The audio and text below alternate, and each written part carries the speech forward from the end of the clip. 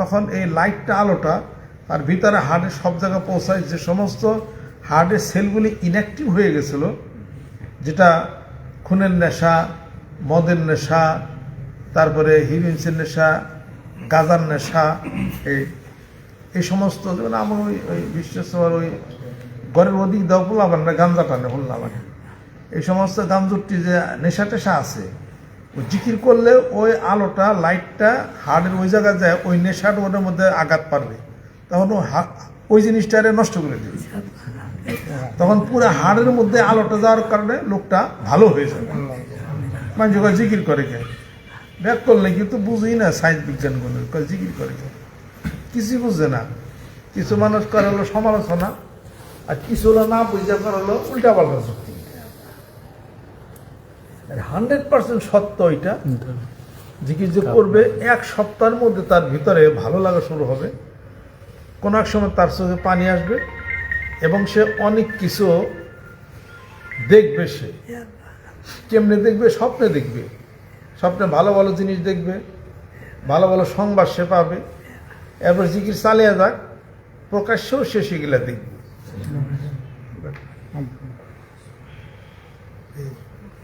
কিন্তু দাসরাটা খুব অন্ধকার, দাসরের গ্রামরা এই দিকটা খুবই অন্ধকার। আর অন্ধকারে প্রমাণ হলো এই এলাকার একটা মানুষের বাড়ির মধ্যে থেকে একটা ছেলেপেলের আমরা দেখলাম না, এই মাদ্রাসায় পড়বার দিচ্ছে একটা ছাত্র নেই, এরা মাদ্রাসায় পড়াশোনাই করায় না, সব স্কুল কলেজ সব। এনে একটা প্রতিষ্ঠান হয়েছে আমাদের এই এলাকার, একটাও ছেলে নিয়ে এনে একজনে পড়ে এনে, অথচ আমাদের মাদ্রাসার ছেলেপেলেদের সাথে দাসর গ্রাম চ্যালেঞ্জ এবং পুরা মানিকগঞ্জ চ্যালেঞ্জ একটা পারবো না। জানে দেখে আর কি জানি বুঝে এনে হন যাইব না, এনে জাদু, এদিকে জাদু জাদু হলে তত ভালো জাদু। এই যে ছেলেগুলো ইংলিশে বক্তৃতা দেয়, আমার কলেজের একটা ছাত্র হতে পারেনি, আরবিতে দেয়, উর্দুতে, ভালো ভালো ছাত্র এখানে এলাকার মানুষের দেখে না। এটা এই এলাকার যে সমস্ত ছেলেবেলা আছে কলেজ ইউনিভার্সিটি কিনে পড়ে, সব আতার কায়াং বলে সব আমার গুণাই কিনে। আমিও 85 সালে ইউনিভার্সিটিতে ইন্টারভিউ দিলাম, তারা আমার সাথে ইন্টারভিউ দিচ্ছে। এই জনকার এই যে তাসকির তানিস আছে না, এরাও দিছিল আমার সাথে ইন্টারভিউ ঢাকা বিশ্ববিদ্যালয়ে, পারা নাই কে। আমি সেকেন্ডারি স্কুলে ছিলাম, আমাদের মাদ্রাসা ছাত্র, আমি তো হুজুর। আমাদের মাদ্রাসার ছাত্রদের সাথে এই গ্রামের কোনো পোলাপান কেউ আছে, যুবক পোলাপান, ছোট পোলাপান কেউ পারে হাম, নাচ, গজল, সায়েন্স বিজ্ঞান একটাও পারবে না। কিন্তু এলাকার থেকে আমার মাদ্রাসার ছাত্র এনে পয়রা যে মানুষ হইব এটা দেয় না।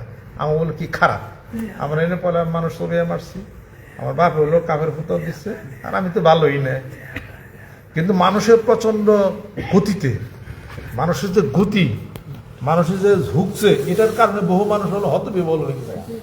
যায় কাফের টাকা থেকে শিখলাম, তত মানে ঘেরে মারলাম না।